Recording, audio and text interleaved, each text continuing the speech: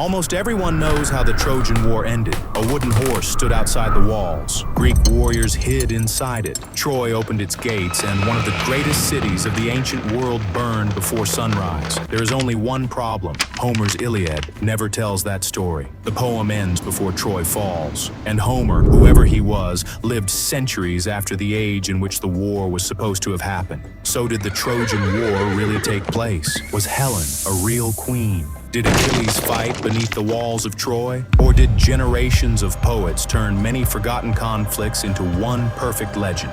To answer that, we must begin not with Homer, but with a hill in northwestern Turkey. Today it is called Hisarlik. Beneath it, archaeologists uncovered not one city, but a sequence of settlements built, destroyed, and rebuilt across thousands of years. This was no fantasy landscape. Troy was real. The search itself also created myths. In the 19th century, Heinrich Schliemann cut aggressively through Hisarlik, convinced that Homer could guide him to Priam's city. The treasure he publicized as Priam's came from Troy too, more than 1,000 years too early for any plausible Trojan War. Frank Calvert had already recognized the importance of the hill, and later excavators rebuilt much of the history that Schliemann's methods had damaged. Modern archaeology therefore approaches Troy with more humility. Even the size and character of its lower city have been debated. Magnetometry and excavation revealed occupation beyond the citadel, but scholars still disagree about population, fortifications, and political power. Troy was important. Exactly how important remains part of the question. Its position mattered. The city stood near the entrance to the Dardanelles, between the Aegean Sea and the routes leading toward the Black Sea.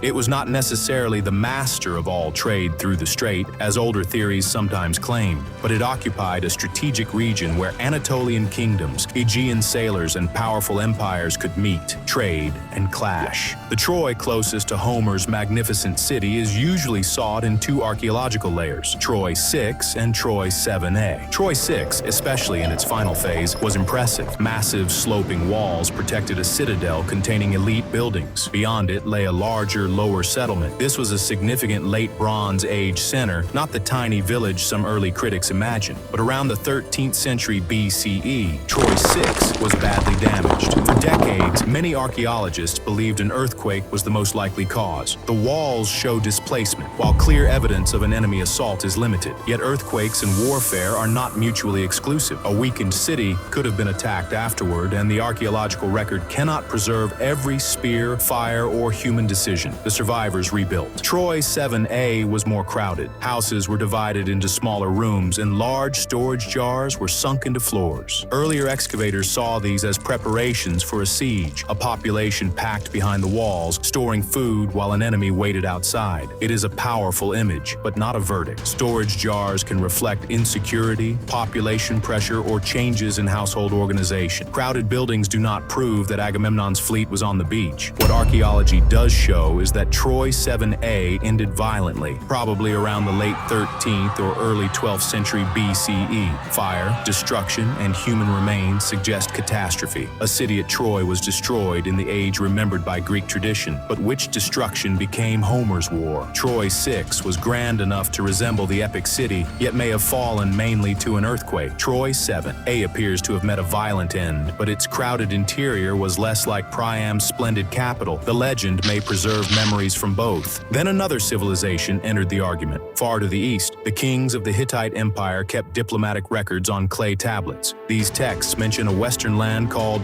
Wilusa. Most specialists now consider the connection between Wilusa and Greek Ilios, another name for Troy, highly persuasive. The tablets also mention Ahhiyawa, a powerful Aegean state or political world widely associated with the Mycenaean Greeks, the Achaeans of Homer. This does not give us the Iliad written in Hittite. It gives us something more cautious and more valuable, evidence that Hittite rulers knew of Wilusa, dealt with rulers in the Aegean world, and faced repeated instability in western Anatolia. One document, the Tawagalawa letter, refers to an earlier dispute between the Hittite king and the king of Ahhiyawa over Wilusa. The matter, the writer says, had later been settled. That sentence is extraordinary. It suggests that a Western power connected with the Mycenaean world had once quarreled with the Hittites over the region of Troy, but it does not describe 10 years of siege. It names no Achilles, Hector, or Helen. It does not say that a united Greek army destroyed the city. The political world behind Homer was real. The Homeric War remains unproven. The same caution applies to the Greek attackers. Mycenaean palaces existed at Mycenae, Pylos, Tiryns, and elsewhere. Their rulers commanded labor, collected weapons, controlled land, and maintained networks across the Mediterranean. Mycenaean pottery appears in western Anatolia,